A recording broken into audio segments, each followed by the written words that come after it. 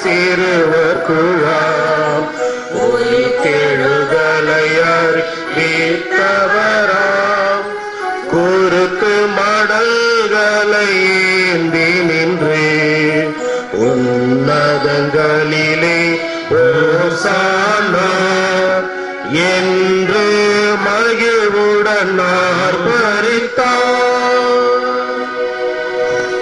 கிறிஸ்துவில் பிரியமானவர்களே, இதோ ஆண்டவர் இயேசு எருசலேம் நகரத்திலே இறை மக்களின் ஆரவாரத்துடன் நுழைந்ததைப் போல இதோ குருவானவர் ஆண்டவர் இயேசுவின் பிரதிநிதியாகவும் இறை மக்களாகிய நாம் ஒவ்வொருவரும் ஆண்டவரை வரவேற்கின்றவர்களாகவும் இந்த பவனியிலே பங்கெடுத்தோம். இதோ நமது உள்ளத்தில் இருக்கின்ற பாவ கரைகளை எல்லாம் அகற்றி ஆண்டவர் இயேசுவை இந்த உலகத்தின் மீட்பராக, உண்மையான மெசியாவாக என்றும் வாழ்த்தி போற்றி வரவேற்று இதோ இந்த திருப்பாடுகளின் ஞாயிறு கொண்டாட்டத்திலே பங்கெடுக்க உங்களை அன்போடு அழைக்கின்றேன். இந்த திருப்பலி முடிகின்ற வரையிலே உங்களது கரங்களில் இருக்கின்ற குருத்தோலைகளை தயவு செய்து ஒரு ஓரமாக வைத்துவிட்டு திருப்பலியிலே பக்தியோடு பங்கெடுங்கள். திருப்பலி நேரத்திலே இந்த குருத்தோலைகளை எந்த விதத்திலும் பயன்படுத்தி கொண்டிருக்க வேண்டாம் என்று உங்களை பணிவோடு கேட்டுக்கொள்கின்றோம்.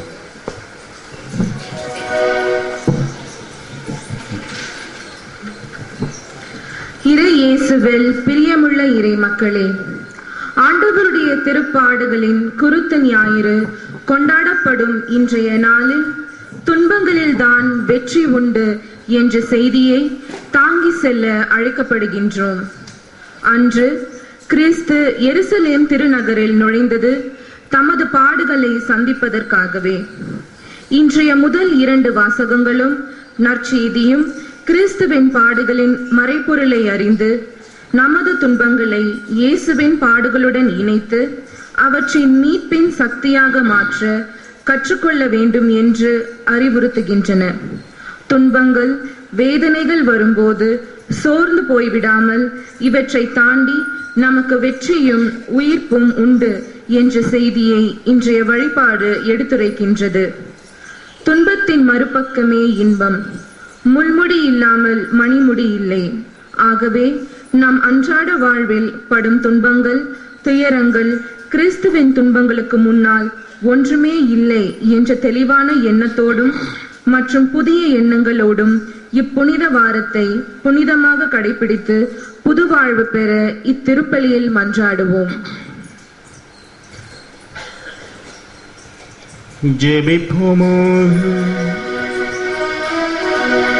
என்றும் வாழும் எல்லாம் வல்ல இறைவா, உம்முடைய திருவுளத்திற்கு பணிந்து எங்கள் மீட்பர் மனிதராகி சிலுவை சாவு மட்டும் தம்மையே தாழ்த்தினார். நாங்கள் அவர் தம் பாடுகளின் பாதையை பின்பற்றி அவரது உயிர்ப்பின் மகிமையிலும் பங்கு பெற தயவாய் அருள் தாரும். உம்மோடு தூயாவியின் ஒன்றிப்பில் இறைவனாய் என்றென்றும் வாழ்ந்து ஆட்சி செய்கின்ற எங்கள் ஆண்டவரும் உம் திருமகன் இயேசு கிறிஸ்து வழியாக உம்மை மன்றாடுகின்றோம்.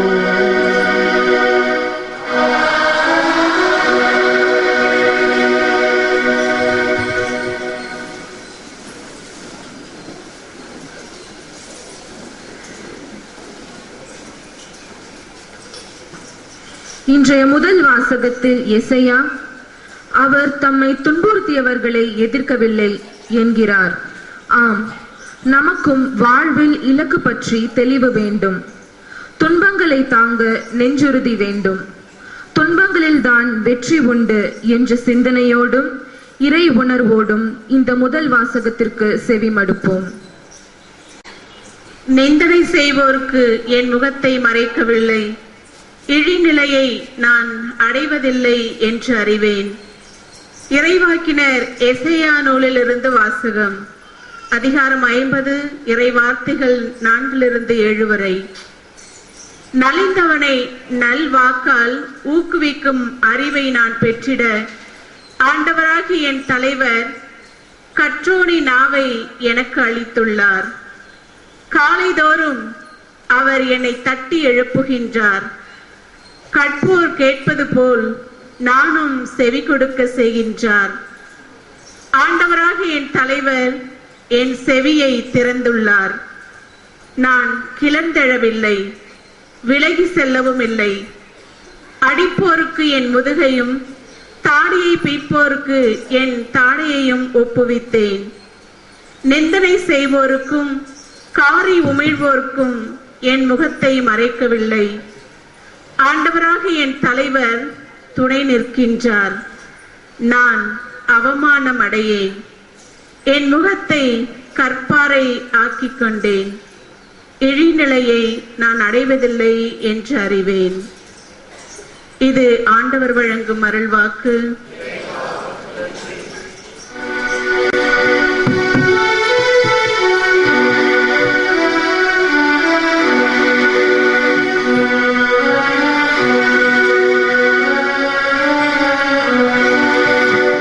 என் இறைவா, என் இறைவா, ஏன் என்னை கை நெகிழ்ந்தீர்?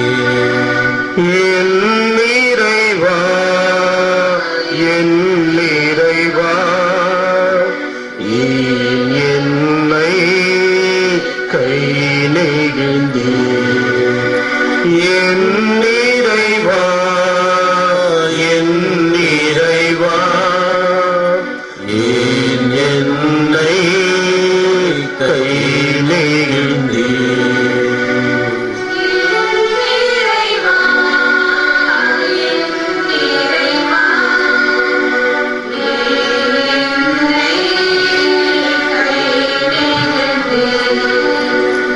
என்னை பார்ப்போர் எல்லோரும் என்னை ஏளனம் செய்கின்றனர். உதட்டை பிதுக்கி தலையை அசைக்கின்றனர். ஆண்டவர் மீது நம்பிக்கை வைத்தானே, அவர் மீட்கட்டும். அவருக்கு இவன் மீது பிரியமிருந்தால் இவனை விடுவிக்கட்டும் என்றார்கள். என் இறைவா, என் இறைவா, ஏன் என்னை கை நெகிழ்ந்தீர்? என் இறைவா, என் இறைவா, ஏன் என்னை கை நெகிழ்ந்தீர்? ஏனெனில் பல நோய்கள் என்னை சூழ்ந்து கொண்டன. பொல்லாதவர்கள் கூட்டம் என்னை வளைத்து கொண்டது. என் கைகளையும் கால்களையும் துளைத்தார்கள். என் எலும்புகளை எல்லாம் நான் எண்ணிவிட முடியும். அவர்களோ என்னை பார்க்கிறார்கள், பார்த்து அக்களிக்கிறார்கள். என் இறைவா, என் இறைவா, ஏன் என்னை கை நெகிழ்ந்தீர்? என் இறைவா, என் இறைவா, ஏன் என்னை கை நெகிழ்ந்தீர்? என் ஆடைகளை தங்களுக்குள் பகிர்ந்து கொள்கிறார்கள். என் உடை மீது சீட்டு போடுகிறார்கள். ஆனால் நீரோ ஆண்டவரே, என்னை விட்டு தொலைவில் போய்விடாதேயும். எனக்கு துணையாக நீர் எனக்கு உதவி புரிய விரைந்து வாரும். என் இறைவா, என் இறைவா, ஏன் என்னை கை நெகிழ்ந்தீர்? என் இறைவா, என் இறைவா, ஏன் என்னை கை நெகிழ்ந்தீர்? தம்மையே வெறுமையாக்கினார். அடிமையின் வடிவை ஏற்றார். சிலுவை சாவை ஏற்கும் அளவுக்கு கீழ்ப்படிந்து தம்மையே தாழ்த்தி கொண்டார். நாம் செல்வராகும்படி அவர் செல்வராயிருந்தும் நமக்காக ஏழையானார். கிறிஸ்துவை பின்பற்றும் நாமும் நம்மையே வெறுமையாக்க வேண்டிய அருளை வேண்டி இந்த வாசகத்திற்கு செவிமடுப்போம். இரண்டாம் வாசகம். கிறிஸ்து தம்மையே தாழ்த்தி கொண்டார், எனவே கடவுளும் கிறிஸ்துவை உயர்த்தினார். திருத்தூதர் பவுல் பிலிப்பியருக்கு எழுதிய திருமுகத்திலிருந்து வாசகம். அதிகாரம் 2, இறைவசனங்கள் 6 முதல் 11 முடிய. கடவுள் வடிவில் விளங்கிய கிறிஸ்து கடவுளுக்கு இணையாயிருக்கும் நிலையை வலிந்து பற்றி கொண்டிருக்க வேண்டியதொன்றாக கருதவில்லை. ஆனால் தம்மையே வெறுமையாக்கி அடிமையின் வடிவை ஏற்று மனிதருக்கு ஒப்பானார். மனித உருவில் தோன்றி சாவை ஏற்கும் அளவுக்கு, அதுவும் சிலுவை சாவியை ஏற்கும் அளவுக்கு கீழ்ப்படிந்து தம்மையே தாழ்த்தி கொண்டார். எனவே கடவுளும் அவரை மிகவே உயர்த்தி எப்பெயருக்கும் மேலான பெயரை அவருக்கு அருளினார்.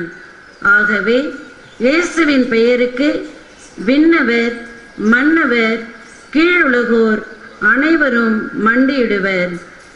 தந்தையாம் கடவுளின் மாட்சிக்காக இயேசு கிறிஸ்து ஆண்டவர் என எல்லா நாவுமே அறிக்கையிடும்.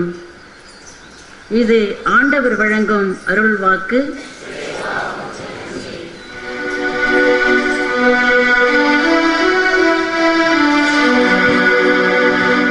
கிறிஸ்து தம்மை தாழ்த்தி சாவை ஏற்கும் அளவுக்கு, அதுவும் சிலுவை சாவை ஏற்கும் அளவுக்கு கீழ்ப்படிபவரானார். ஆதலால் கடவுளை எல்லோருக்கும் மேலாய் உயர்த்தி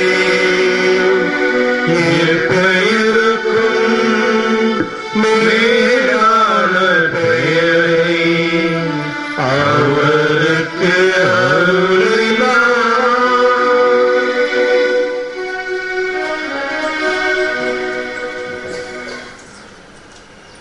புனித லூகாஸ் எழுதிய நற்செய்தியின்படி நமது ஆண்டவராகிய இயேசு கிறிஸ்துவின் திருப்பாடுகள். நேரம் வந்ததும் இயேசு பந்தி அமர்ந்தார். அப்போஸ்தலரும் அவருடன் அமர்ந்தனர். அவர் அவர்களை நோக்கி, நான் பாடுபடுவதற்கு முன் உங்களோடு இந்த பாஸ்கா உணவை உண்ண ஆசையாயிருந்தேன். ஏனெனில் கடவுளுடைய அரசில் இது நிறைவேறும் அளவும் இதை இனி உண்ணமாட்டேன் என்று உங்களுக்கு சொல்லுகிறேன் என்றார். பின்பு கிண்ணத்தை எடுத்து நன்றி கூறி, இதை வாங்கி உங்களுக்குள் பகிர்ந்து கொள்ளுங்கள். ஏனெனில் நான் உங்களுக்கு சொல்லுகிறேன், கடவுளின் அரசு வரும் வரை திராட்சைப்பழ ரசத்தை குடிக்க மாட்டேன் என்றார். மேலும் அப்பத்தை எடுத்து நன்றி கூறி பிட்டு அவர்களுக்கு அளித்து, இது உங்களுக்காக அளிக்கப்படும் என் உடல், இதை என் நினைவாகச் செய்யுங்கள் என்றார். அவ்வாறே உணவு அருந்திய பின் கிண்ணத்தை எடுத்து, இக்கிண்ணம் உங்களுக்காக சிந்தப்படும் என் இரத்தத்தினால் ஆகும் புதிய உடன்படிக்கை. என்னை காட்டிக் கொடுப்பவன் இதோ என்னோடு பந்தியில் அமர்ந்து உண்ணுகின்றான். மணுமகன் தேவ ஏற்பாட்டின்படியே போகத்தான் போகின்றார். ஆனால் அவரை காட்டிக் கொடுப்பவனுக்கு ஐயோ கேடு என்றார். அப்போஸ்தலர்கள், அப்படியானால் நம்முள் யார் இதை செய்ய போகிறவன் என்று அவர்கள் தங்களுக்குள்ளே வினவத் தொடங்கினர். மேலும் தங்களுக்குள் யாரை பெரியவனாக கருத வேண்டும் என்ற வாக்குவாதம் அவர்களிடையே உண்டாயிற்று. அதற்கு அவர், புறவினத்தாரின் அரசர்கள் அவர்கள் மீது அதிகாரம் காட்டுகின்றார்கள். அப்படி அதிகாரம் செலுத்துவோர் நன்மை புரிவோர் எனப்படுகின்றனர். நீங்களோ அப்படி இருத்தல் ஆகாது. ஆனால் உங்களுக்குள் பெரியவன் சிறியவன் போலவும் தலைவன் பணிவிடை புரிபவன் போலவும் இருக்கட்டும். யார் பெரியவன்? பந்தியில் அமர்பவனா பணிவிடை செய்பவனா? பந்தியில் அமர்பவன் என்றோ? நானோ உங்கள் நடுவே பணிவிடை புரிபவனைப் போல் இருக்கிறேன். என் துன்ப சோதனைகளில் என்னுடன் நிலைத்து நின்றவர்கள் நீங்களே. என் தந்தை எனக்கு அரிசுரைமை வழங்கியது போல் நானும் உங்களுக்கு அதை வழங்கப் போகிறேன்.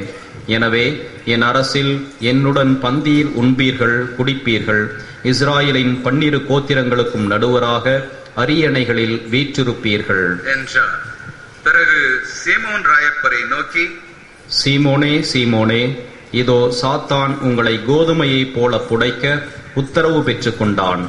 ஆனால் உன் விசுவாசம் தவறாதபடி உனக்காக மன்றாடினேன். நீ திருந்திய பின் உன் சகோதரர்களை உறுதிப்படுத்து என்றார். அதற்கு ராயப்பர், ஆண்டவரே, உம்மோடு சிறைக்கும் சாவுக்கும் உள்ளாக ஆயத்தமாக இருக்கிறேன் என்றார். இயேசுவோ, ராயப்பா, நான் அவரை அறியேன் என்று நீ என்னை மும்முறை மறுதலிக்கு முன் இன்று கோழி கூவாது என உனக்கு சொல்லுகிறேன் என்றார். பின்பு அவர்களை நோக்கி, பணப்பை, கைப்பை, மிதியடி எதுவுமில்லாமல் நான் உங்களை அனுப்பிய போது உங்களுக்கு ஏதாவது குறைவாய் இருந்ததா என்று வினவினார். அவர்களோ இல்லை என்றனர். தொடர்ந்து இயேசு, இப்பொழுதோ பணப்பை உள்ளவன் அதை எடுத்துக் கொள்ளட்டும், கைப்பை உள்ளவனும் அவ்வாறே செய்யட்டும். வாள் இல்லாதவன் தன் மேலாடையை விற்றுவிட்டு வாள் ஒன்று வாங்கிக் கொள்ளட்டும். நெறி கட்டவர்களோடு ஒன்றாக எண்ணப்பட்டார் என்று எழுதியுள்ளது. என் மட்டில் நிறைவேற வேண்டும். என்னை பற்றியதெல்லாம் நிறைவு பெறுகின்றது என்றார். அவர்கள், ஆண்டவரே, இதோ 2 வாள் இங்கு உள்ளது என்றனர். அவரோ போதும் என்றார். அங்கிருந்து வெளியே புறப்பட்டு சென்று வழக்கப்படி ஒலிவ மலைக்கு வந்தார். அவருடைய சீடர் அவரை பின்தொடர்ந்தனர். அவ்விடத்தை அடைந்ததும் அவர்களை நோக்கி, சோதனைக்கு உட்படாதபடி ஜெபியுங்கள் என்றார். பின்னர் அவர்களை விட்டு கல்லெறி தொலைவு சென்று முழங்காலில் இருந்து ஜெபித்ததாவது, தந்தையே, உமக்கு விருப்பமானால் இத்துன்ப களத்தை என்னிடமிருந்து அகற்றியருளும். எனினும் என் விருப்பம் அன்று, உமது விருப்பமே நிறைவேறட்டும் என்று ஜெபித்தார். அப்பொழுது வானதூதர் ஒருவர் அவருக்கு தோன்றி அவரை திடப்படுத்தினார். கொடிய வேதனைக்குள்ளாகவே மேலும் உருக்கமாய் ஜெபித்தார். அவருடைய வியர்வை பெரும் இரத்த துளிகளாக நிலத்தில் விழுந்தது. ஜெபத்தை விட்டெழுந்து தம் சீடரிடம் வந்தார். அவர்கள் துயரத்தால் உறங்குவதைக் கண்டு, ஏன் உறங்குகின்றீர்கள்? எழுந்திருங்கள், சோதனைக்கு உட்படாதபடி ஜெபியுங்கள் என்றார். அவர் பேசிக் கொண்டிருக்கையிலேயே இதோ ஒரு கூட்டம் வந்தது. 12 ஒருவனாகிய யூதாஸ் என்பவன் அவர்களுக்கு முன் சென்று இயேசுவை முத்தமிட அணுகினான். இயேசு அவனை நோக்கி, யூதாசே, முத்தமிட்டா மணுமகனை காட்டிக் கொடுக்கிறாய் என்றார். சூழ நின்றவர்கள் நடக்கப் போவதை உணர்ந்து அவரிடம், ஆண்டவரே, வாளால் வெட்டுவோமா என்று கேட்டனர். அவர்களுள் ஒருவன் தலைமை குருவின் ஊழியனை தாக்கி அவனுடைய வலக்காதை துண்டித்தான். அப்பொழுது இயேசு, போதும், விடுங்கள் என்று சொல்லி அவன் காதை தொட்டு குணப்படுத்தினார். இயேசு தம்மை பிடிக்க வந்திருந்த தலைமை குருக்களையும் கோயில் காவல் தலைவர்களையும் மூப்பர்களையும் நோக்கி, நீங்கள் கல்வனிடம் வருவது போல் வாளோடும் தடியோடும் வந்தீர்களா? நாள்தோறும் கோவிலில் நான் உங்களோடு இருந்தும் நீங்கள் என் மேல் கை வைக்கவில்லை. ஆனால் இது உங்கள் நேரம், இருள் ஆட்சி புரியும் நேரம் என்றார். பின்னர் அவர்கள் அவரை பிடித்து தலைமை குருவின் இல்லத்திற்கு கூட்டிச் சென்றனர். ராயப்பரோ தொலைவிலே பின்தொடர்ந்தார். முற்றத்தின் நடுவில் அவர்கள் நெருப்பு மூட்டி அதை சுற்றி உட்கார்ந்தனர். ராயப்பரும் அவர்களோடு போய் உட்கார்ந்து கொண்டார். ஊழியக்காரி ஒருத்தி அவர் அனல் அருகே உட்கார்ந்திருப்பதைக் கண்டு அவரை உற்று பார்த்து, இவனும் அவனுடன் இருந்தான் என்றார். அவரோ அதை மறுத்து, எனக்கு அவரை தெரியாதம்மா என்றார். சற்று நேரத்திற்கு பின் மற்றொருவன் அவரை கண்டு, நீயும் அவர்கள் ஒருவன்தான் என ராயப்பரோ இல்லையப்பா என்றார். ஏறக்குறைய 1 மணி நேரம் கழித்து இன்னொருவன், உண்மையாகவே இவனும் அவனோடு இருந்தான், ஏனெனில் இவன் கலிலேயன்தான் என்று அழுத்தமாய் கூறினான். ராயப்பரோ, நீ சொல்வது எனக்கு தெரியாதப்பா என்றார். உடனே அவர் பேசிக் கொண்டிருக்கையிலேயே கோழி கூவிற்று. ஆண்டவர் திரும்பி ராயப்பரை உற்று நோக்கவே, இன்று கோழி கூவும் முன்பு நீ என்னை 3 முறை மறுதலிப்பாய் என்று ஆண்டவர் கூறிய வார்த்தையை அவர் நினைவு கூர்ந்து வெளியே போய் மனம் வெதும்பி அழுதார். இயேசுவை காவல் செய்து கொண்டிருந்தவர்கள் அவரை அடித்து ஏளனம் செய்தனர். அவருடைய முகத்தை மூடி, உன்னை அடித்தவன் யாரென்று தீர்க்க தரிசனமாக சொல் என்றனர். இன்னும் அவரை பலவாறு பழித்து பேசலாயினர்.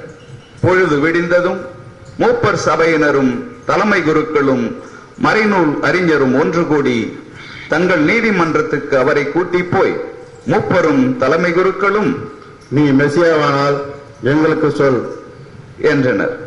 அவர் அவர்களை நோக்கி, நான் உங்களுக்கு சொன்னால் நீங்கள் என்னை நம்ப மாட்டீர்கள். நான் உங்களை வினவினாலோ நீங்கள் விடையளிக்கவும் மாட்டீர்கள். இனிமேல் மணுமகன் வல்லமையுள்ள கடவுளின் வலப்பக்கத்தில் அமர்ந்திருப்பார் என்றார். அதற்கு அனைவரும், அப்படியானால் நீ கடவுளின் மகனா என அதற்கு அவர், நான் கடவுளின் மகன் என்று நீங்களே சொல்லுகின்றீர்கள் என்றார். அவர்களோ, நமக்கு இன்னும் சாட்சியம் எதற்கு? இவன் வாயிலிருந்து இதை கேட்டோமே என்றனர். அவர்கள் எல்லோரும் கூட்டமாக எழுந்து பிலாத்திடம் அவரை கூட்டிச் சென்றனர். அவர்கள் அவர் மேல் குற்றம் சாட்டி, இவன் நம் மக்களிடையே குழப்பம் உண்டாக்குகிறான், செசாருக்கு வரி செலுத்தக்கூடாது என்கிறான், தானே மெசியாவாகிய அரசன் என்று சொல்லிக் கொள்கிறான், இப்படியெல்லாம் இவன் செய்ய கண்டோம் என்று அவர் மேல் குற்றம் சாட்டத் தொடங்கினர். பிலாத்து, நீ யூதரின் அரசனோ என்று வினவ, அவர் மறுமொழியாக, நீர்தாம் சொல்லுகின்றீர் என்றார். அப்போது பிலாத்து தலைமை குருக்களையும் மக்களையும் நோக்கி, இவனிடத்தில் ஒரு குற்றமும் காணேன் என்றான். அவர்கள் வற்புறுத்தி, கலிலேயா தொடங்கி இவ்விடம் வரை யூதேயா எங்கும் இவன் போதித்து மக்களிடையே கிளர்ச்சி செய்கிறான் என்று வற்புறுத்தி கூறினார்கள். இதை கேட்டதும் பிலாத்து, இவன் கலிலேயனா என்று வினவினான். அவர் ஏரோதின் அதிகாரத்திற்கு உட்பட்டவர் என்று அறிந்ததும் அந்நாட்களிலே எருசலேமில் தங்கியிருந்த ஏரோதிடம் அவரை அனுப்பினான். ஏரோது இயேசுவை கண்டபொழுது மிக்க மகிழ்ச்சி உற்றான், ஏனெனில் அவரை பற்றி கேள்விப்பட்டிருந்தான். ஆகவே அவர் அருஞ்செயல் ஏதாவது செய்ய காணலாம் என்று நம்பி அவரை பார்க்க நெடுநாளாக ஆவலாய் இருந்தான். பற்பல கேள்விகளை அவரிடம் கேட்டான். அவரோ அவனுக்கு மறுமொழியே கூறவில்லை. தலைமை குருக்களும் மறைநூல் அறிஞரும் அவர் மீது மும்முரமாக குற்றச்சாட்டிய வண்ணம் நின்றனர். ஏரோது தன் படையோடு சேர்ந்து அவரை அவமானப்படுத்தி எள்ளி நகையாடி அவருக்கு பகட்டான உடை அணிவித்து பிலாத்திடம் திருப்பி அனுப்பினான். அதுவரை ஒருவரோடு ஒருவர் பகைமை கொண்டிருந்த ஏரோதும் பிலாத்தும் அன்றே நண்பராயினர். பிலாத்து தலைமை குருக்களையும் தலைவர்களையும் மக்களையும் ஒன்று கூட்டி அவர்களை நோக்கி, மக்களிடையே குழப்பம் உண்டாக்குவான் என்று இவனை என்னிடம் கொண்டு வந்தீர்களே, இதோ உங்கள் முன்னிலையில் விசாரித்து நீங்கள் சாற்றுகிற குற்றங்களில் ஒன்றும் இவனிடம் நான் காணவில்லை, ஏரோதும் காணவில்லை. அவர் இவனை என்னிடம் திருப்பி அனுப்பிவிட்டார். சாவுக்குரியதென்றும் இவன் செய்யவில்லை. ஆகவே இவனை தண்டித்து விடுதலை செய்வேன் என்றான். ஆனால் மக்கள் ஒரு வாய்ப்பட, இவனை ஒழித்துவிடும், பரபாசை எங்களுக்கு விடுதலை செய்யும் என்று உரக்க கத்தினர். பரபாசோ நகரிலே நடந்த ஒரு குழப்பத்தில் கலந்து கொலை செய்ததாக சிறைப்பட்டவன். பிலாத்து இயேசுவை விடுதலை செய்ய விரும்பி மீண்டும் அவர்களிடம் பேசினான். அவர்களோ, அவனை சிலுவையில் அறையும், சிலுவையில் அறையும் என்று கத்தினர். மூன்றாம் முறையாக அவர்களை நோக்கி, இவன் செய்த தீங்கு என்ன? சாவுக்குரிய குற்றம் என்றும் இவனிடம் காணோம். ஆகவே இவனை தண்டித்து விடுதலை செய்வேன் என்றான். அவர்களோ அவரை சிலுவையில் அறைய வேண்டுமென்று உரத்த குரலில் வற்புறுத்தி கேட்டனர். அவர்கள் கூச்சலே வெற்றி கண்டது. அவர்கள் கேட்டபடியே ஆகட்டும் என்று பிலாத்து தீர்ப்பளித்தான். குழப்பத்திலே கலந்து கொலை செய்ததற்காக சிறைப்பட்டவனை அவர்கள் கேட்டுக்கொண்டபடியே விடுதலை செய்தான். இயேசுவையோ அவர்கள் விருப்பப்படி செய்ய விட்டுவிட்டான். அவரை கூட்டிச் சென்ற போது வயலிலிருந்து வந்து கொண்டிருந்த சீரேனே ஊரானாகிய சீமோன் என்பவனை பிடித்து அவன் மேல் இயேசுவின் சிலுவையை வைத்து அவருக்கு பின்னாக அதை சுமந்து போக செய்தனர். திரளான மக்களும் அவருக்காக மாரடித்துக் கொண்டு புலம்பும் பெண்களும் கூட்டமாக அவரை பின்தொடர்ந்தனர். இயேசு அப்பெண்கள் பக்கம் திரும்பி, எருசலேம் மகளிரே, எனக்காக அழாதீர்கள், உங்களுக்காகவும் உங்கள் பிள்ளைகளுக்காகவும் அழுங்கள். ஒரு நாள் வரும், அன்று மலடிகள் பேறு பெற்றவர்கள், பிள்ளை பேரற்ற வயிறுகளும் பாலூட்டாத கொங்கைகளும் பேறு பெற்றவை என்பார்கள்.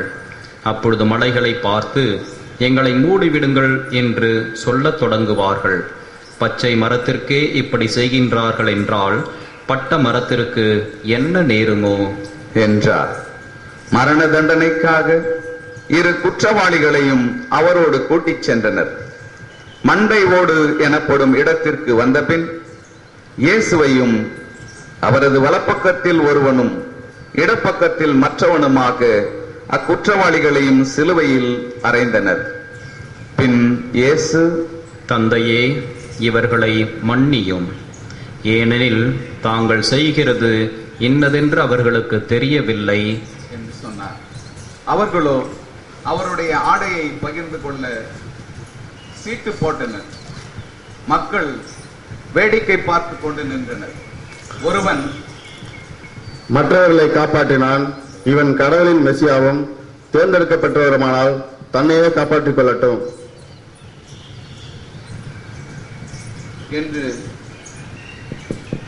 என்று அவரை ஏளனம் செய்தான்.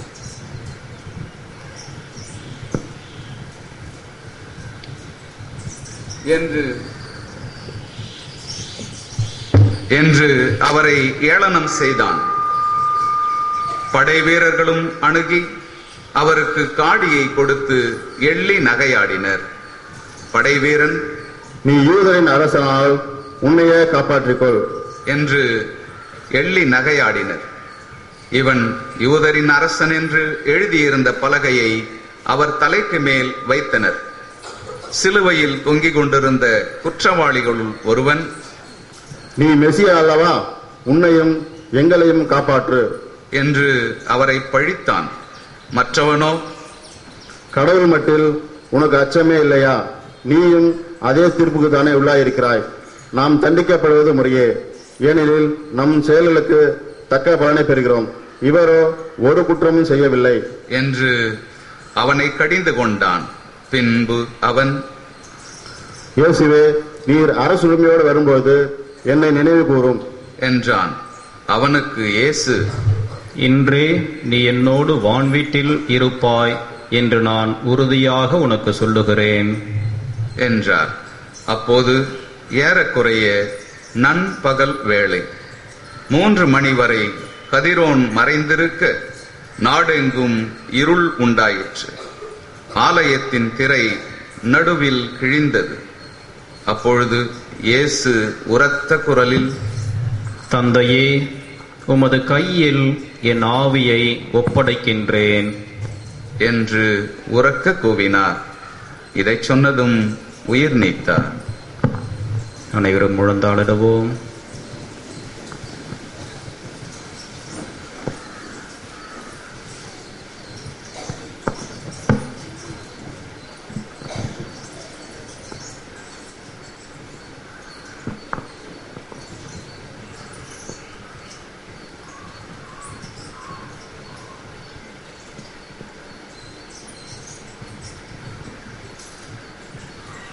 எழுந்து நிற்போம்.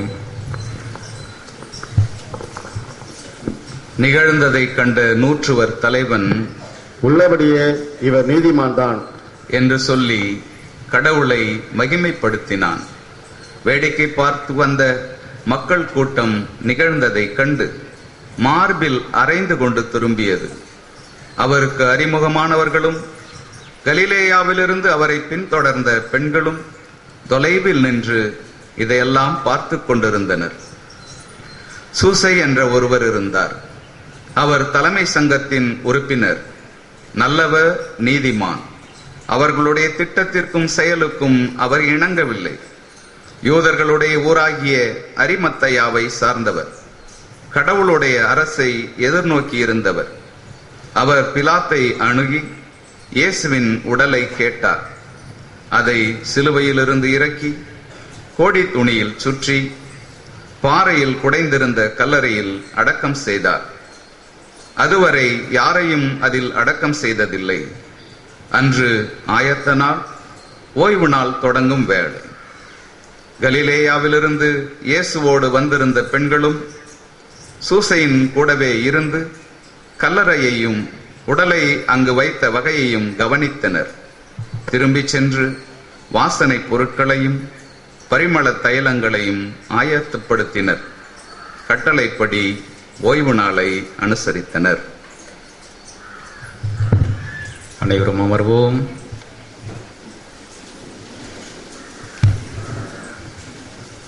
இறையேசுவில் பிரியமான சகோதர சகோதரிகளே,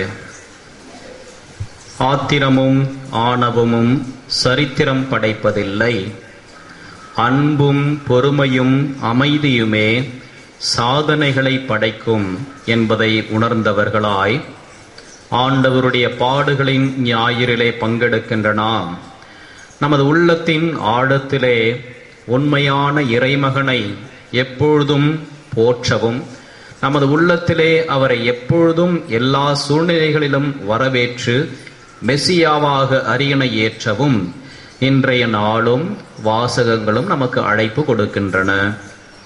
ஒரு முறை குரு ஒருவர் தமது சீடர்களோடு அருகில் இருக்கின்ற ஊர்களுக்கு கால்நடையாக நடந்து சென்று மக்களுக்கு நல்ல கருத்துக்களை கூறி மீண்டும் தங்களது ஆசிரமத்திற்கு வருவதை வழக்கமாக கொண்டிருந்தார். இவ்வாறு அவர் செல்லுகின்ற பொழுது வழியில் இருக்கின்ற ஒரு ஊரிலே இருக்கின்ற வயதான பாட்டி இந்த குருவையும் அந்த சீடர்களையும் அழைத்து தம்மோடு இருக்கின்ற உணவுப் பொருட்களை அந்த குருவுக்கும் சீடர்களுக்கும் கொடுப்பார். பழங்கள் அல்லது தின்பண்டங்கள் இவைகளை கொடுத்து தண்ணீரை எல்லாம் கொடுத்து அவர்களை உபசரித்து அனுப்புவது வழக்கம். இந்த குரு தாம் பெற்றுக்கொண்ட உணவுப் பொருட்களிலே 1-2 மட்டும் எடுத்து உண்டுவிட்டு மீதியை தமது சீடர்களிடம் அவர் கொடுத்து விடுவார். சீடர்களும் மகிழ்ச்சியாக ஒவ்வொரு முறையும் சாப்பிடுவார்கள்.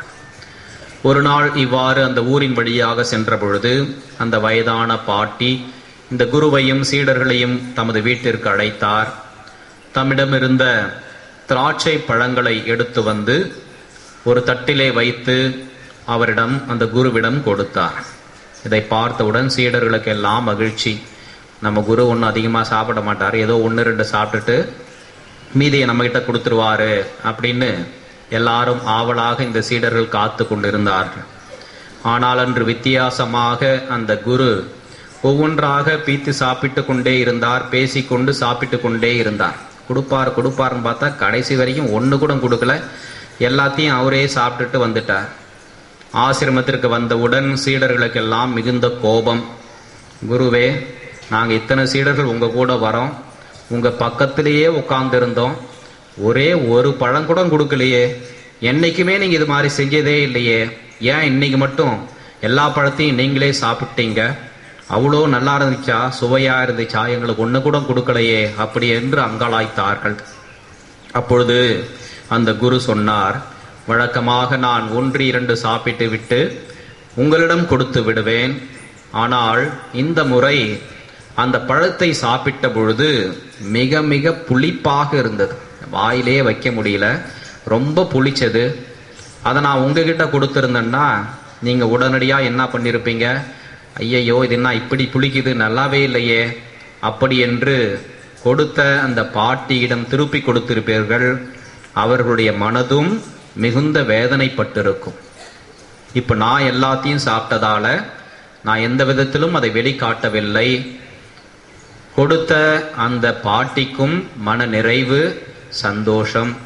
இது நன்றாக இல்லாததனால்தான் நான் உங்களுக்கு இதை தரவில்லை, எல்லாவற்றையும் நானே எடுத்துக்கொண்டேன் என்று கூறினாராம். அப்பொழுதுதான் அந்த சீடர்களுக்கு அந்த குருவின் உயர்ந்த எண்ணமும் தியாக மனப்பான்மையும் வெளிப்பட்டதாம். இயேசு கிறிஸ்துவில் பிரியமானவர்களே, இன்றைய நற்செய்தியிலே, இன்றைய நாளிலே இயேசு கிறிஸ்துவின் எருசலேம் நோக்கிய பயணத்தை நாம் இந்த குருத்தோலை பவனின் வழியாக மேற்கொண்டோம், நினைவு கூர்ந்தோம். வழியெங்கிலும் அரசருக்குரிய மரியாதை இயேசுவுக்கு தரப்பட்டது.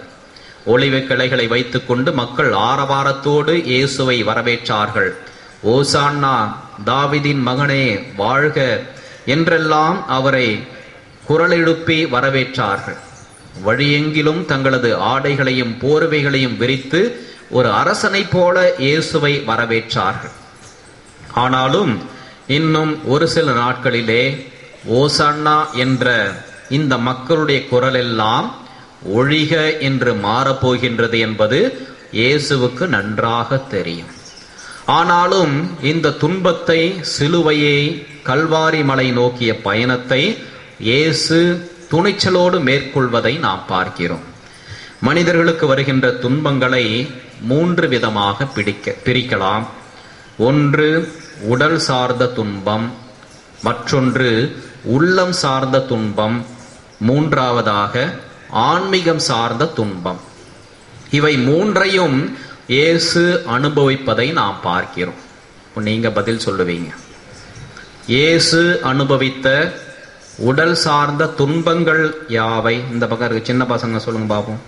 இயேசுக்கு உடல் சார்ந்த துன்பம் என்ன கொடுக்கப்பட்டது? சிலுவையை, பாரமான சிலுவையை இயேசுவின் தோள் மேல் சுமத்தினார்கள். வேற என்ன துன்பம் சின்ன பிள்ளைங்க? இந்த பக்கம் அதுக்குள்ள ஒரு தம்பி ஆணின் கத்தரம். எத்தனை ஆணிகள் அவருடைய உடலிலே அறையப்பட்டது? 3 ஆணிகள். எத்தனை காயங்கள்? 5 காயங்கள். Very good. வேற என்ன உடல் சார்ந்த துன்பம் இங்க பிள்ளைங்க? முள்முடி, அவரது தலையிலே கூர்மையான முட்கள் வைத்து ஒரு முடி சூட்டப்பட்டு அவரது தலையிலே அழுத்தப்பட்டது. அப்படியே ரத்தம் முகம் தலை முழுவதும் வடிந்தோடியது. வேற என்ன உடல் சார்ந்த துன்பம்? சாட்டையால் அவர் அடிக்கப்பட்டார். தண்ணீர் கூட அவருக்கு கொடுக்கப்படவில்லை. வழியெங்கிலும் அவரை அடித்து கொண்டே இழுத்து சென்றார்கள். இப்படி உடல் முழுவதும் அவருக்கு பலவிதமான உடல் சார்ந்த துன்பங்கள், வேதனைகள் நிறைந்த கஷ்டங்கள் கொடுக்கப்பட்டன. அடுத்தது இப்ப பெரியவங்க சொல்லலாம், எங்களை இன்னும் கேள்வியே கேட்கலையே அப்படின்னு ரொம்ப ஆர்வமா இருக்கிறவங்களாம் இப்ப பதில். உள்ளம் சார்ந்த துன்பங்களை இயேசு என்னென்ன அனுபவித்தார்? சீடர்கள் உடனிருந்தவர்கள் சார் ரொம்ப அருமையா சொன்னார். உயிர் பிரிவதை விட உறவுகள் பிரிவதே துன்பமானது என்று சொல்லுவார். 3 வருஷமா எல்லா நேரத்திலும் இந்த சீடர்கள் இயேசுவோடு இருக்கின்றார்கள். அந்த சீடர்கள் என்னென்ன செய்கின்றார்கள் பாருங்கள். இன்றைக்கு நாம் இந்த 3 பேர் வாசிக்கின்ற நற்செய்தியிலே வாசிக்க கேட்டோம். பேதுரு என்ன சொல்றாரு? அவரை எனக்கு தெரியவே தெரியாது, யாருன்னே தெரியாது அப்படி என்று மறுதலிக்கின்றார்.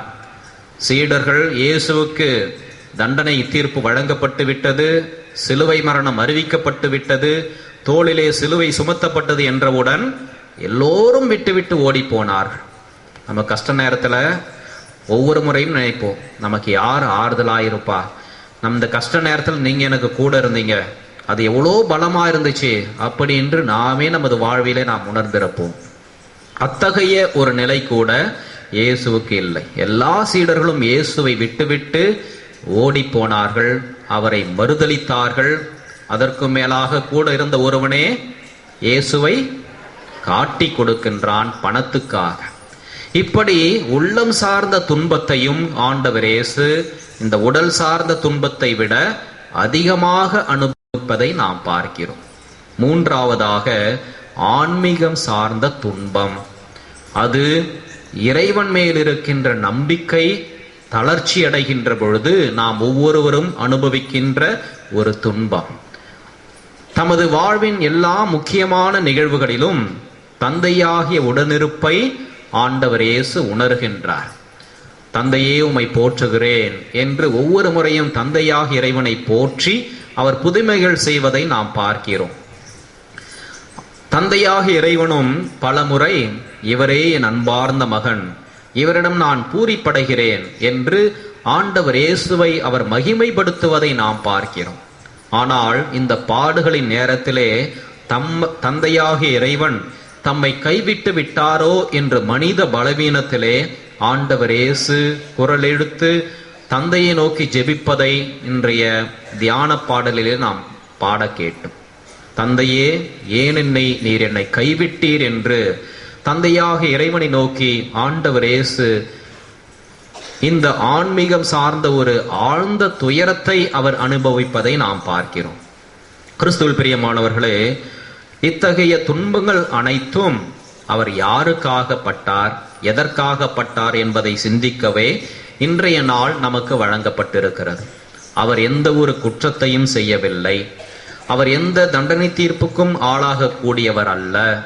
மாறாக நமது பாவங்களை எல்லாம் அவர் தன்மேல் ஏற்றுக்கொண்டார். நம்முடைய அக்கிரமங்களை எல்லாம் அவர் சுமந்து கொண்டார். நமது தண்டனைகளை எல்லாம் அவர் ஏற்றுக்கொண்டார். எனவேதான் அவர் இந்த துன்பத்தை விருப்பத்தோடு சிலுவையை சுமந்து கொண்டு இந்த எருசலேம் கல்வாரி மலையை நோக்கி நடப்பதை நாம் பார்க்கிறோம். எருசலேம் நகருக்கு சென்றால் தமக்கு துன்பங்கள் நிச்சயம், சிலுவை மரணம் உண்டு என்று அறிந்தும் அவர் துணிச்சலோடு இறைவனுடைய துணையோடு இந்த பாடுகளை நோக்கிய பயணத்தை தொடங்குவதை இன்றைய நாளிலே நாம் நினைவு கூறுகின்றோம். கிறிஸ்துவில் பிரியமானவர்களே, இன்று நம்முடைய நிலை என்ன?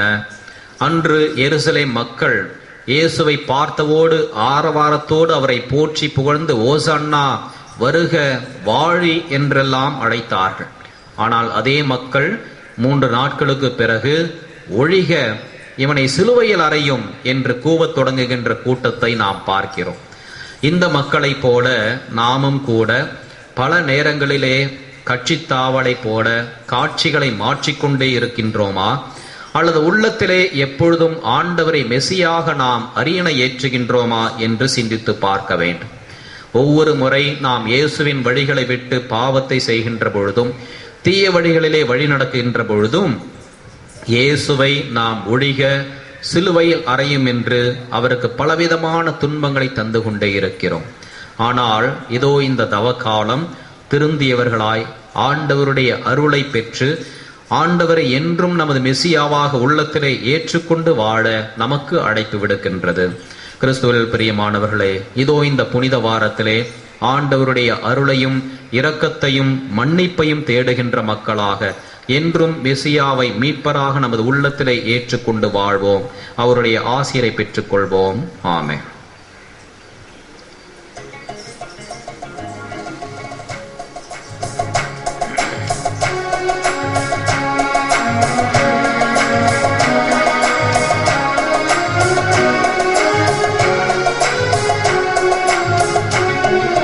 வானமும் பூமியும் படைத்தவராம் கடவுள் ஒருவர் இருக்கின்றார்.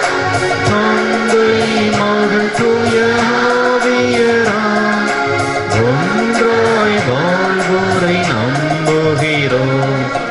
பரிசுத்த ஆவியின் வல்லமையால் இறைமகன் நமக்காய் மனுவானார். கண்ணே மரியிடம் பிறந்தவராம் இயேசுவை உறுதியாய் நம்புகிறோம். பிளாத்துவின் ஆட்சியில் பாடுபட்டார். சிலுவையில் மரித்து அடக்கப்பட்டார். 3ஆம் நாளில் உயிர்த்தெழுந்தார். மரணத்தின் மீது வெற்றி கொண்டார். பரலோகம் வாழும் தந்தையிடம் அரியணை கொண்டு இருக்கின்றார். உலகம் முடியும் திரும்பவும் வந்திடுவார். பரிசுத்த ஆவியை நம்புகிறோம். பாரினில் அவர் துணை வேண்டிடுவோம்.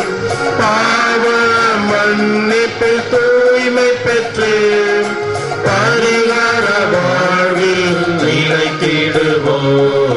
திருச்சபை உரைப்பதை நம்புகிறோம். புனிதர்கள் உறவை நம்புகிறோம். உடலின் உயிர்ப்பை நிலை வாழ்வை விசுவாச பொருளாய் நம்புகிறோம்.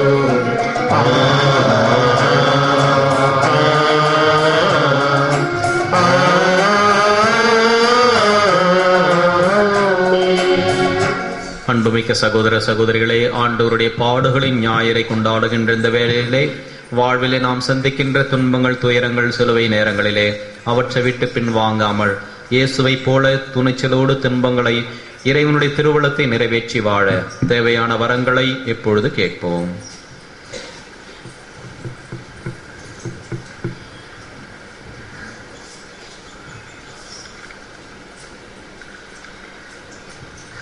அன்பே உருவான இறைவா, எம் திருச்சபையை வழிநடத்தும் எம் திருத்தந்தை, ஆயர்கள், குருக்கள் மற்றும் துறவரத்தார் அனைவரையும் நீரே ஆசீர்வதித்து அவர்கள் பேறு பெற்றவர்களாக வாழவும் மக்களை பேறு பெற்ற வழியில் அழைக்கவும் வரம் தர இறைவா உம்மை மன்றாடுகிறோம். ஆண்டவரே, எங்கள் மன்றாட்டை கேட்டருளும்.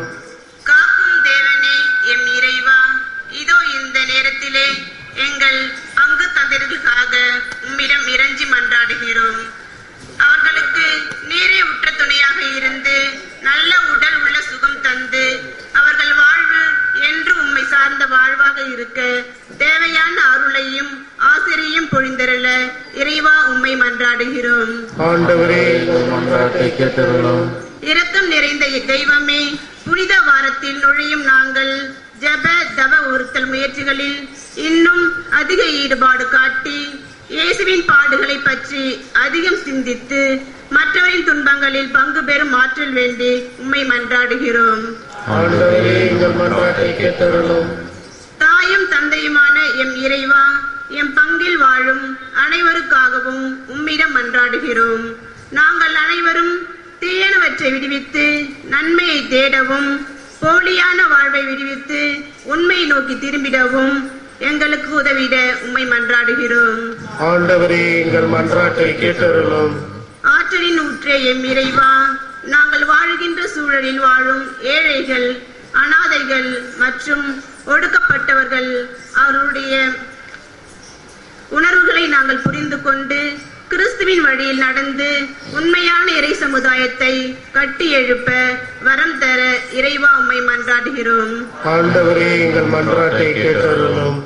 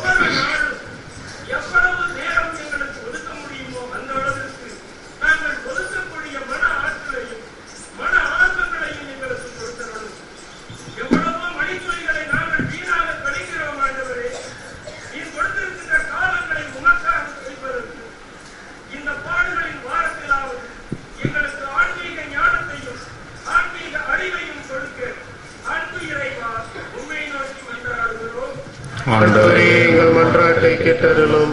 நம்முடைய தனிப்பட்ட தேவைகளுக்காகவும் கருத்துக்களுக்காகவும் மௌனமாக மன்றாடுவோம்.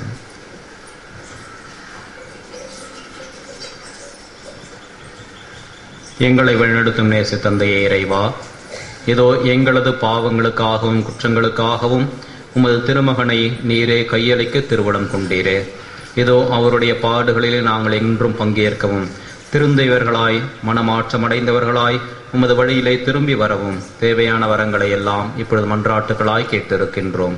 இவற்றை எங்கள் ஆண்டவரும் உம் திருமகன் கிறிஸ்து வழியாக தந்தருள உம்மை மன்றாடுகின்றோம். ஆமென்.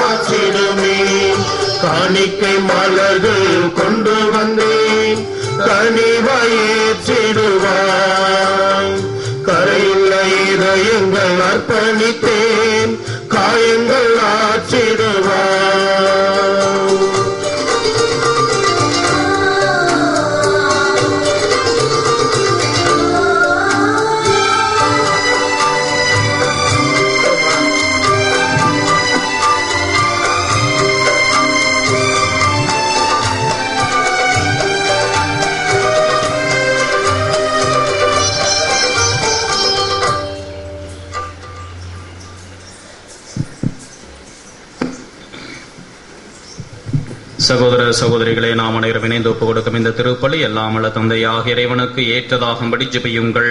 ஆண்டவர் தம் திருப்பெயரின் புகழ்ச்சிக்காகவும் மகிமைக்காகவும் தமது நன்மைக்காகவும் தமது பரிசுத்த திருச்சபை அனைத்து நலனுக்காகவும் இந்த பலியை ஏற்றுக்கொள்வாராக. இரக்கமுள்ள இறைவா, உமது திருமகனின் பாடுகளையும் இறப்பையும் கொண்டாடும் நாங்கள் அளிக்கும் இந்த காணிக்கைகளை கனிவுடன் ஏற்றருளும். எங்கள் செயல்களால் உமது மன்னிப்பை பெற இயலாது எனினும் ஒப்பற்ற இந்த பலியின் ஆற்றலால் உமது மன்னிப்பை நிறைவாக பெற்றுக்கொண்டோம் என்று உணர்ந்து வாழ்ந்திட செய்தருளும்.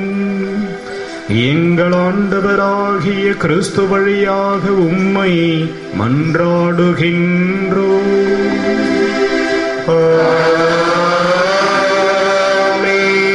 ஆண்டவர் உங்களோடு இருப்பாராக.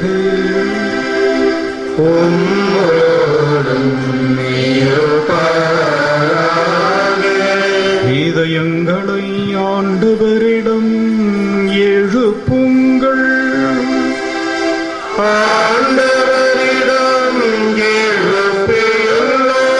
நம் இறைவனாகிய ஆண்டவருக்கு நன்றி கூறுவோம்.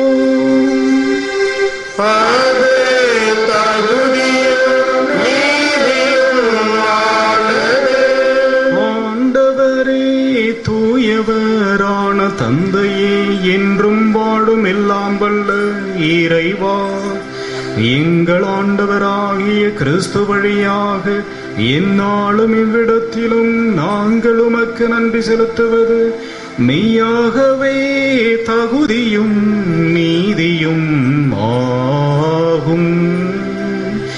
எங்கள் கடமையும் மீட்புக்குரிய செயலுமாகும். கிறிஸ்து மாசற்றவராயினும் பாவிகளுக்காக பாடுபடவும் பொல்லாதவர்களுக்காக அநீத முறையில் தண்டனை பெறவும் திருவுளமானே.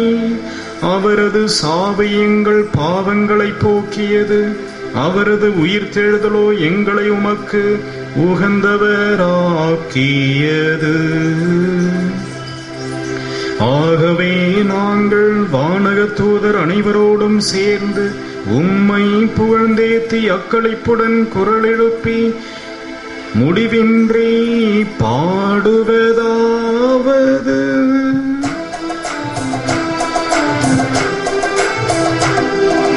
தூயவர் தூயவர் தூயவர் மூவுல இறைவனாம் ஆண்டவர், வானமும் மையமும் யாவனும் மாட்சிமையால் நிறைந்துள்ளன.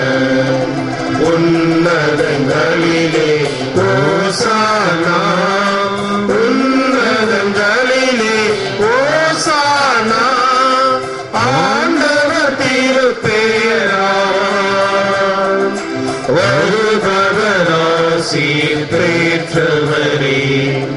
உன்னதங்களிலே ஓசானா, உன்னதங்களிலே ஓசானா. வானக தந்தையே, நிர்மையாகவே தூயவர், புனிதத்திற்கெல்லாம் ஊற்று. ஆகவே உம்முடைய தூய ஆவியை பொழிந்தே காணிக்கைகளை புனிதப்படுத்த வேண்டுமென உம்மை மன்றாடுகின்றோம். இவ்வாறு எங்கள் ஆண்டவர் இயேசு கிறிஸ்துவின் உடலும் இரத்தமுமாக எங்களுக்கு இவை மாறுவனவாக. அவர் பாடுபட மனமு வந்து தம்மை கையளித்த போது அப்பத்தை எடுத்து நன்றி செலுத்தி அதை பிட்டு தம் சீடருக்கு அளித்து அவர் கூறியதாவது: அனைவரும் இதை வாங்கி உண்ணுங்கள், ஏனெனில் இது உங்களுக்காக கையளிக்கப்படும் என் உடல்.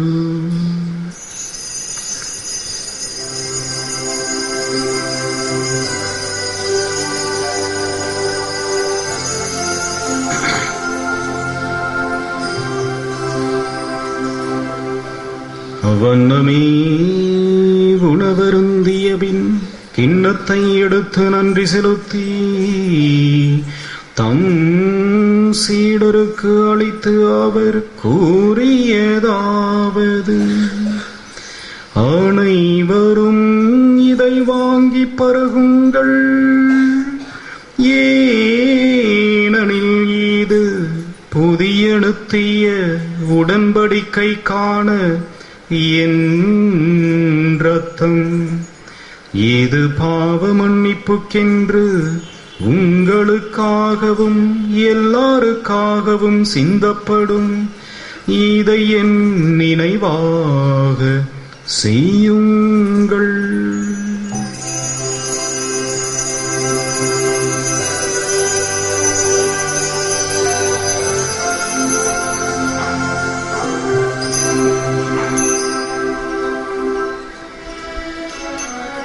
இது நம் விசுவாசத்தின் மாறை பொருள். ஆண்டவரே தேவரே வருமளவும் உமது மரணத்தை அறிக்கையிடுகின்றோம், உமது உயிர்ப்பையும்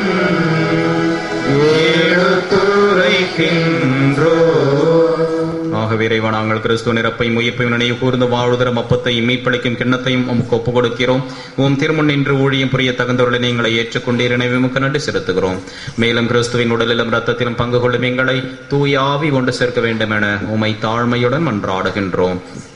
இறைவா, உலகெங்கும் பரவி இருக்கும் அது திருச்சபையை சிறப்பாக எங்கள் திருத்தந்தை பிரான்சிஸ், எங்கள் பேராயர் ஆனந்தராயர், ஏனைய ஆயர்கள், திருப்பணியாளர்கள், துறவியர், பொதுநிலையினர் ஆகிய அனைவரும் நினைவு கூர்ந்தருளும். எங்கள் அனைவரையும் அன்பின் நிறைவை அடையச் செய்திருளும். உயிர்த்தெழு நம்பிக்கையுடன் இறந்து போன எங்கள் சகோதர சகோதரிகளையும் இறந்தோர் அனைவரும் நினைவு கூர்ந்து ஒளிமிக்கவும் திருமணி ஏற்றுக்கொள்ளும். எங்கள் அனைவர் மீதும் இரக்கமாயிரும். இறைவனின் கன்னித்தாயான மாட்சிமிக்க மரியாள், அவருடைய கணவர் புனித சூசையப்பர், புனித அப்போஸ்தலர், இவ்வுலகில் நமக்கு உகந்தவராயிருந்தவர் ஆகிய புனிதர் அனைவருடனும் நாங்கள் நிலையான வாழ்வில் தோழமை கொண்டு உம் திருமகன் இயேசு கிறிஸ்து வழியாக உம்மை புகழ்ந்தேத்தும் வரமருள உம்மை மன்றாடுகின்றோம். இவர் வழியாக இவரோடு இவரில் எல்லாம் வல்ல இறைவனாகிய தந்தையே, தூய ஆவியின் ஒன்றிப்பில் எல்லா புகழும் மாட்சியும் என்றென்றும் உமக்கு உரியதே.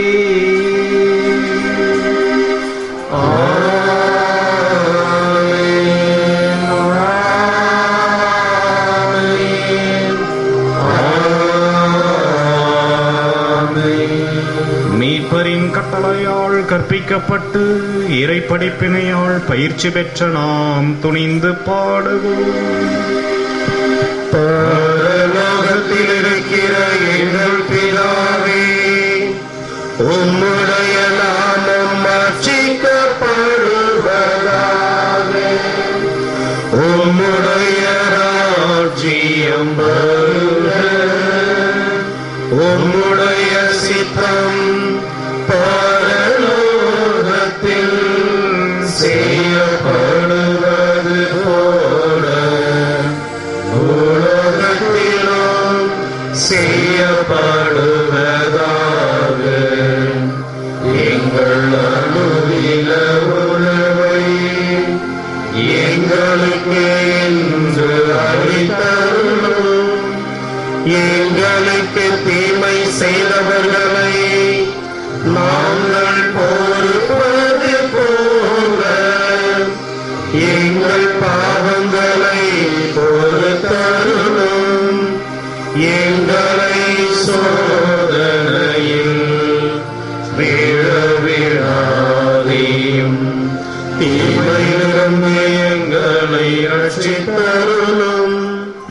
ஆண்டவரே, தீமை அனைத்திலுமிருந்தும் எங்களை விடுவித்து எங்கள் வாழ்நாளில் அமைதியை கனிவுடன் அருளும் எமன்றாடுகிறோம்.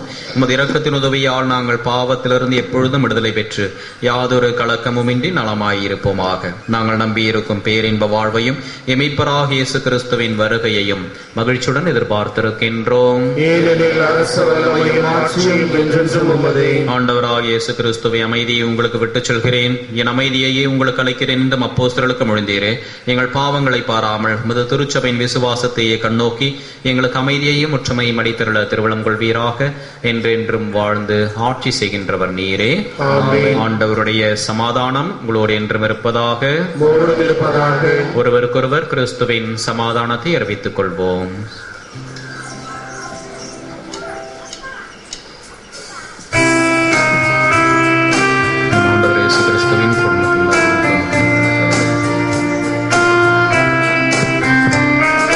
உலகின் பாவம் போக்கும் இறைவனின் செம்மறியே, எம்மேல் இரக்கம் வையும். உலகின் பாவம் போக்கும் இறைவனின் செம்மறியே, எம்மேல் இரக்கம் வையும். உலகின் பாவம் போக்கும் இறைவனின் செம்மறியே, எமக்கு அமைதி அருளும்.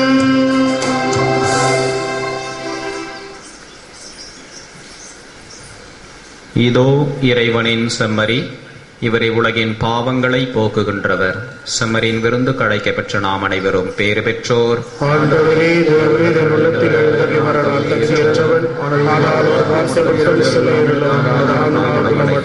கிறிஸ்துவின் திருவுடலும் இரத்தமும் நம்மை காத்து நிறுத்திய வாழ்வளிப்பதாக.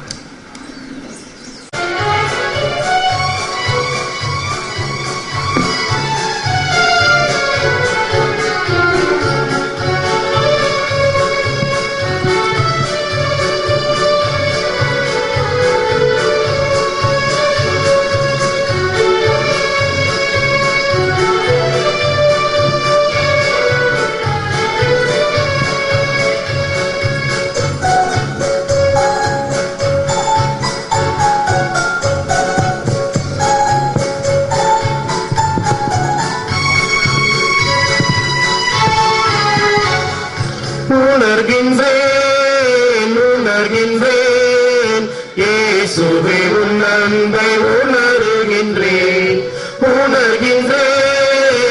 உணர்கின்றேன் இயேசுவே உன் அன்பை உணர்கின்றேன். மார்பினில் சாய்ந்து உன் உணர்வுகளை, மன்னவன் நேச துடிப்புகளை அனுதினம் நானும் உணர்ந்திட செய்விடும் இயேசுவே. உயிராய் வா, உணவாய் வா, என் உணர்வாய் வா இயேசுவே. உயிராய் வா, உணவாய் வா, என் உணர்வாய் வா. உணர்கின்றேன் இயேசுவே உன் அன்பை உணர்கின்றேன்.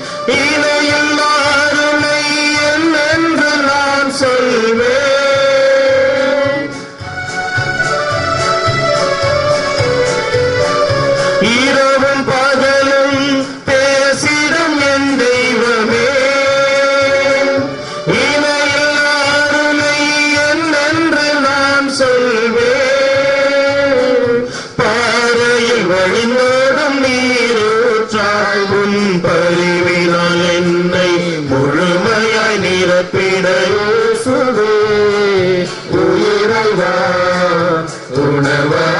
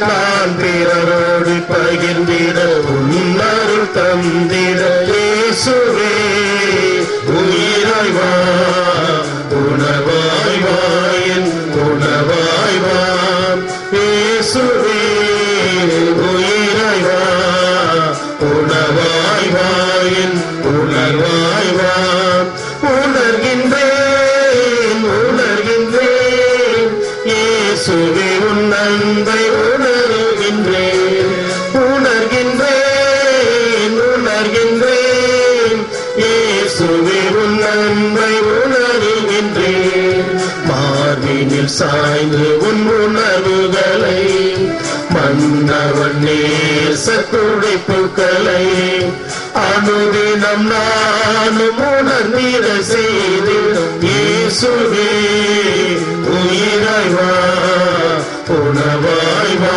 என் உணர்வாய் வா இயேசுவே உயிராய் வா உணவாய் வா என் உணர்வாய் வா.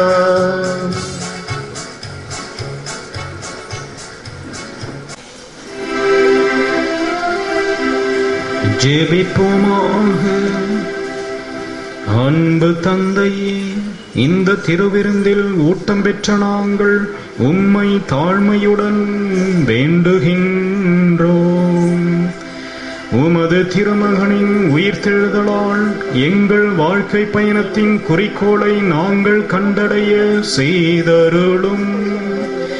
எங்கள் ஆண்டவராகிய கிறிஸ்து வழியாக உம்மை மன்றாடுகின்றோம்.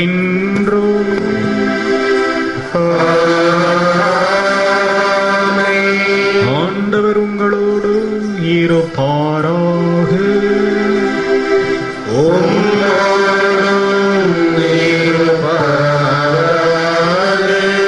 எல்லாம் வல்ல இறைவன் தந்தை மகன் தூயாவி உங்கள் அனைவரையும் ஆசீர்வதிப்பாராக.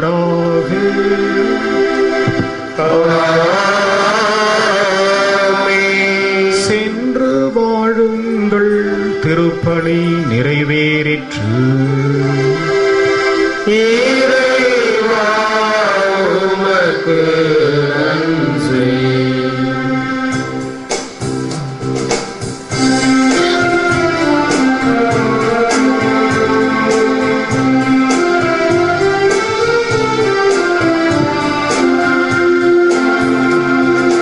அழகின் முழுமைய தாயே, அழகையின் தலைமீது தாயே, உலகினில் ஒளியேற்றிடவே அமலனைய மக்களித்தாயே. அழகின் முழுமைய தாயே, அழகையின் தலைமீது தாயே, உலகினில் ஒளியேற்றிடவே அமலனைய மக்களித்தாயே.